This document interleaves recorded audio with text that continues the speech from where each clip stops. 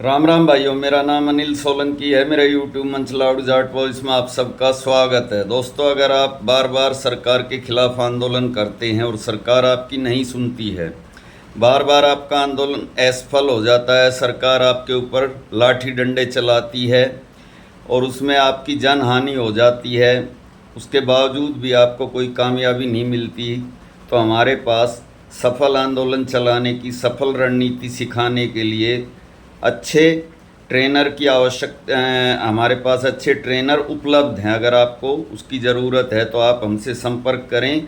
मैं नीचे अपने डिस्क्रिप्शन में लिंक डाल दूंगा और मोबाइल नंबर भी डाल दूंगा। दोस्तों, अगर सफल आंदोलन चलाना है तो उसकी ट्रेनिंग आपको जाटों से लेनी चाहिए, क्योंकि जाटों का जो आंदोलन चलाने का स्ट्राइक रेट है, आंदोलन को जीतने का स्ट्राइक रेट है, वो तकरीबन 95% है। आज़ादी से पहले से लेकर और आज तक हमारा जो ट्रैक रिकॉर्ड है आंदोलन के मामले में, वो बहुत ही अच्छा है।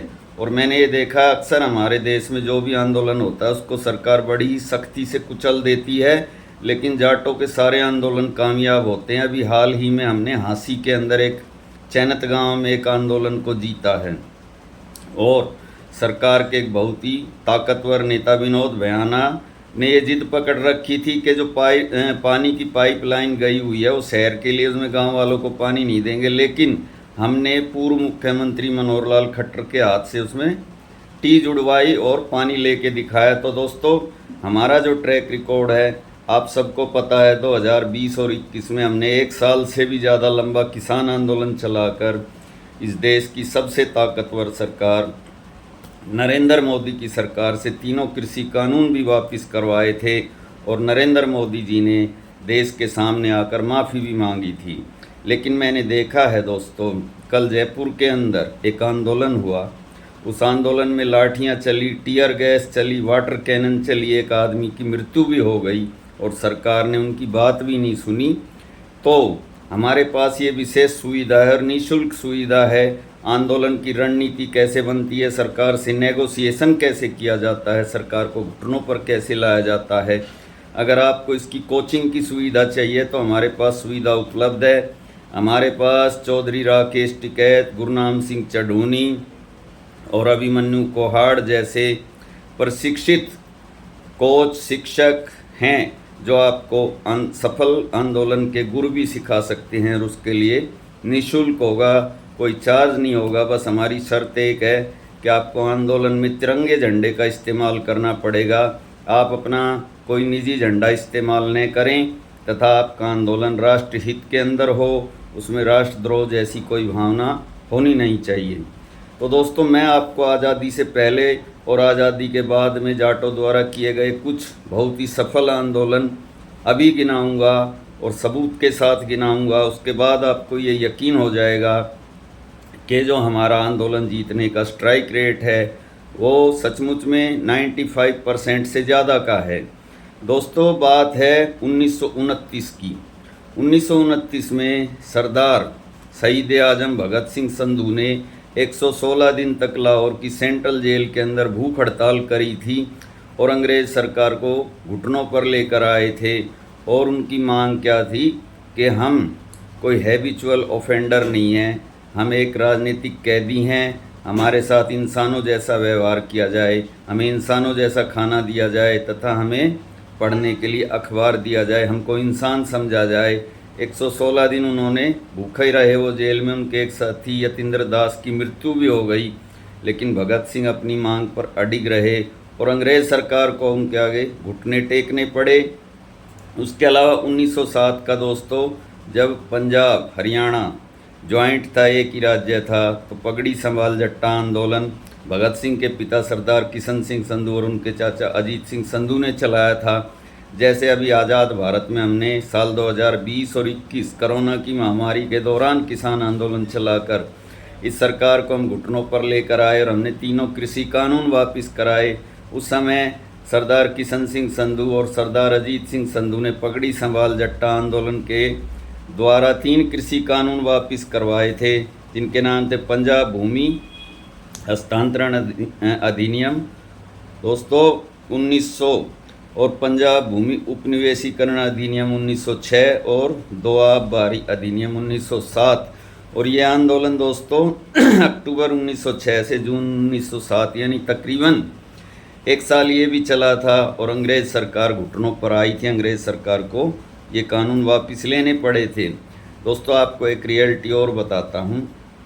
ये जो हरियाणा प्रदेश है आज जो भारत का सबसे अधिक विकसित प्रदेश है और 3 तरफ से दिल्ली को घेरता है और ये पहलवानों की खिलाड़ियों की नर्सरी है और इसके अलावा बहुत ही संपन्न राज्य है। एक ज़माने में ये पंजाब का जब हिस्सा होता था तो बहुत ही पिछड़ा हुआ राज्य था, बुंदेलखंड से भी ज़्यादा। 1962 में चौधरी देवीलाल ने, जिनको हम ताऊ भी कहते हैं, कांग्रेस पार्टी से इस्तीफा देकर अलग राज्य के लिए आंदोलन शुरू किया और उन्होंने 1965 के अंदर दोस्तों हरियाणा लोक निर्माण समिति का गठन किया और 1966 में 1 नवंबर 1966 को उन्होंने अलग हरियाणा प्रदेश बनवाया। और इस हरियाणा प्रदेश को एक विकसित राज्य बनाने में ताऊ देवीलाल की एक भूमिका है और पंजाब से इसको अलग करवाने में भी एक भूमिका है। उसके बाद दोस्तों 1982 में ताऊ देवीलाल ने राजीव गांधी की ताकतवर सरकार, जिसके पास 425 सांसदों का समर्थन था, उसके खिलाफ न्याय युद्ध शुरू किया और सबसे पहले 1987 में उन्होंने हरियाणा से कांग्रेस को भगाया। पूरे 90 सीटों में से कांग्रेस की गिनती की 5 सीटें आई। 1989 में उस 415 सीट वाली कांग्रेस को केंद्र से भी आउट किया। 415 से उसको 195 सीटों पर लाने वाले शख्स का नाम ताऊ देवीलाल था। तो उनका ये न्याय युद्ध का जो आंदोलन था ये भी पूरी तरीके से कामयाब हुआ था दोस्तों। 1987 में दोस्तों चौधरी चरण सिंह की आकस्मिक मृत्यु हो जाती है। बड़े किसान नेता थे वो, उनको दिल्ली में उनके क्रिमिनेशन के लिए राजीव गांधी की सरकार जगह देने से मना कर जाती है। तब बाबा महेंद्र सिंह टिकैत लाखों किसानों को लेकर दिल्ली को चारों तरफ से घेर लेते हैं और राजीव गांधी सरकार को 12 घंटे का अल्टीमेटम देते हैं और ये कहते हैं कि अगर चौधरी साहब को समाधि के लिए और क्रिमिनेशन के लिए जगह नहीं मिली तो दिल्ली के जितने समाधि स्थल हम सबको उखाड़ के फेंक देंगे, क्योंकि इस दिल्ली के मालिक भूस्वामी किसान हैं यानी हम हैं और ये पूरी दिल्ली हमारी ही ज़मीनों पर बसी है।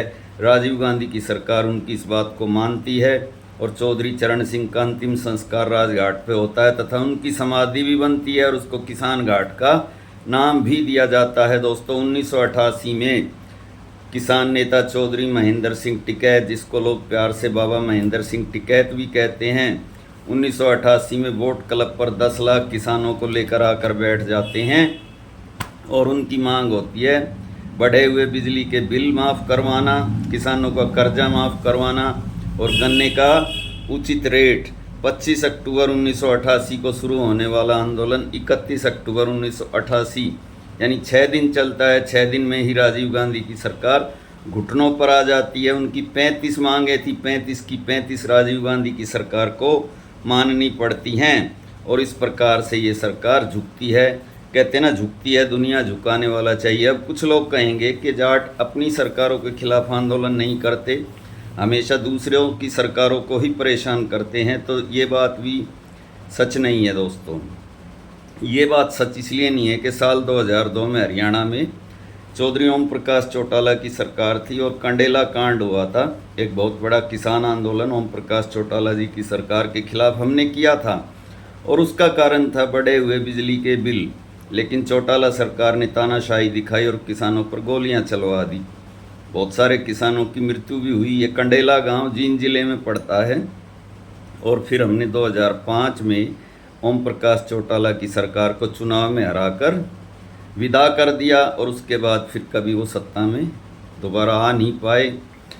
उसके अलावा दोस्तों हमने पहलवानों के न्याय के लिए भी आंदोलन किया। कुछ लोग कहेंगे कि वो आंदोलन तो कामयाब नहीं हुआ, लेकिन ऐसा नहीं है। हमने बृजभूषण को कुश्ती संघ के अध्यक्ष पद से बर्खास्त करवाया, उसका सांसद का टिकट भी कटवाया।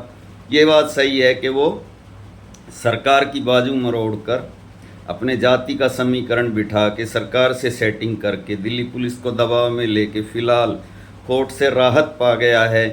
लेकिन हमारा संघर्ष जारी रहेगा। हम हाई कोर्ट जाएंगे, सुप्रीम कोर्ट जाएंगे और उसको सज़ा ज़रूर दिलवाएंगे, आज नहीं तो कल। जब तक बीजेपी की सरकार है जब तक वो हो सकता है बच जाए, लेकिन कभी बीजेपी की जब सरकार नहीं रहेगी तब उसको सलाखों के पीछे ज़रूर जाना पड़ेगा। तो दोस्तों ये आज का वीडियो था, कैसा लगा आप कमेंट के माध्यम से बताएं।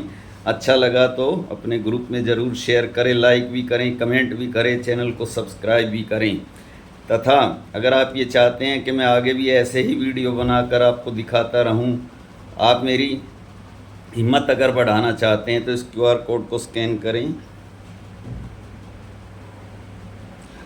और जो भी आपको उचित लगे आप मेरी आर्थिक मदद करें। मिलते हैं अगले वीडियो में भाइयों, आपका दिन शुभ हो। धन्यवाद।